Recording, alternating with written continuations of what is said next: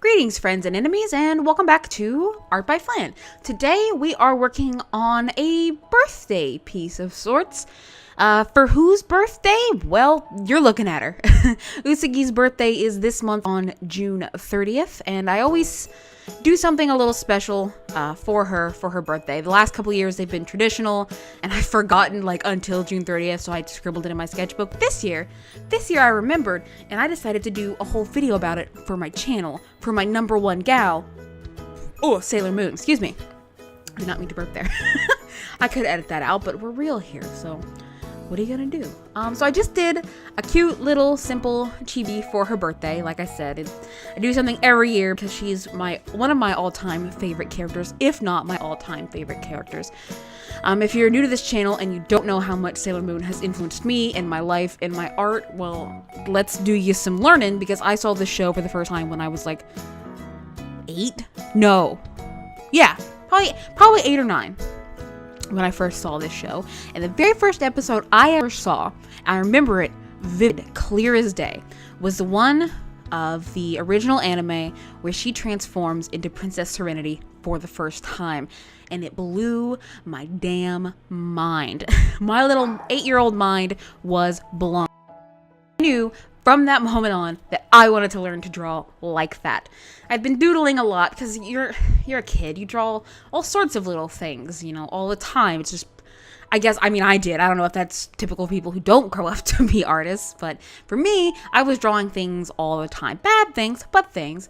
And seeing that episode and seeing the show created almost a cultural shift in me, where I no longer wanted to draw doggies or horses or dolphins or whatever animal 8-year-old Danny was into. I wanted to draw Sailor Moon, and I wanted to draw like that. So that was my first introduction to Sailor Moon. It was like midnight on Toonami, and I shouldn't have been awake, but I was, and I was watching it, and I was just flabbergasted by it, and it changed the course of my entire life. I shudder to think where I would be if I had not been up too late watching TV when I shouldn't have been, and if I hadn't seen that episode or even the show in general. So, like I said, an entire shift in my art and my life in general, and this show has been substantial. I have met so many friends through this show, I have developed so many characters through this show, so much art has been inspired, and just, I can't even. I could gas on about Sailor Moon for literal hours, but I only have 7 minutes in this video, so I can't gas on it too long. So talking a little bit about the art here, a little standard procedure. Like I said, just a little chibi. I struggle with the chibi style, I guess.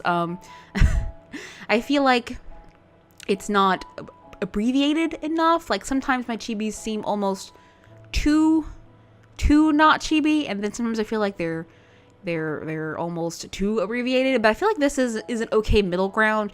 Not too much detail in the fingers or hands. All the proportions kind of squashed, not too detailed. So I'm really happy with how this came out. I think it's really cute. Originally, I pulled colors from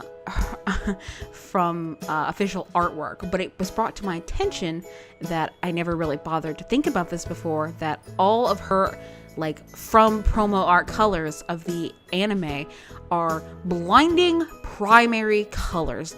Picked them out of Microsoft Paint, reds and blues and yellows, and I couldn't jive with that for this particular piece. It was just too eye-blinding, so I went and I found I made a more muted palette for her. Still the same colors, obviously, but definitely a little easier on the eyes, specifically in my style, so we all weren't blinded by primary colors. In the official art, you don't really notice because everything's sort of bright and happy like that, but then you kind of pick the colors out individually. It's never mind, I want to be able to see after I finish this picture. So that's sort of what I did, and you'll notice I left in a lot of the coloring in and a lot of the details here, just because it's not a very big piece, and there wouldn't be much footage at all if I'd left out the things I normally leave out.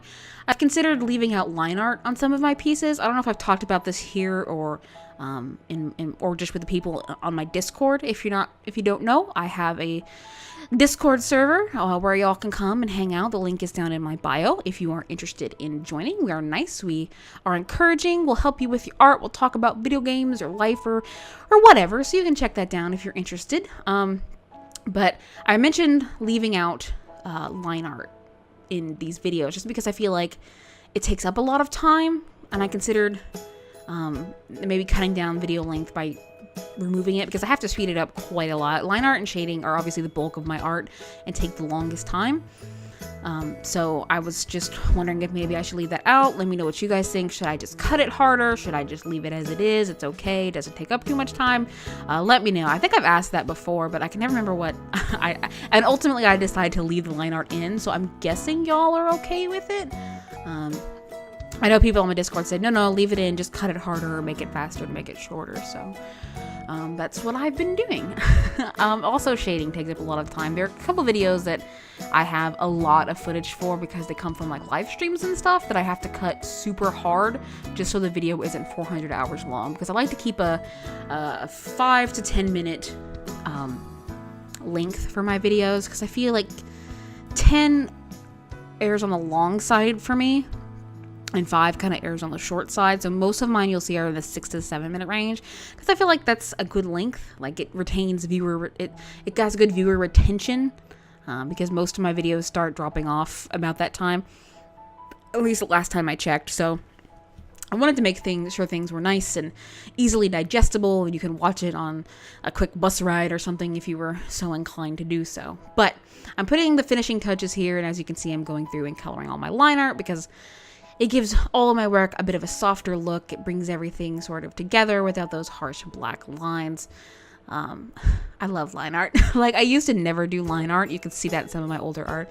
But now I love line art. It's a core part of my art, and I'm always wanting to evolve that particular part. But I'm also really lazy, so sometimes it doesn't happen. But we should be finishing up here in a couple seconds or so. I could probably blather on for a little bit longer. This part is probably the most tedious part, especially on the more complicated pieces. But if I don't do it, the piece always looks sort of incomplete to me. So with chibis like this, it's no problem. But with other pieces, it gets kind of complicated. We're shifting into the final piece here. And if you like what you see, don't forget to hit that like button. You can subscribe, hit that bell if you wanna. Special shout out to my patrons over on Patreon.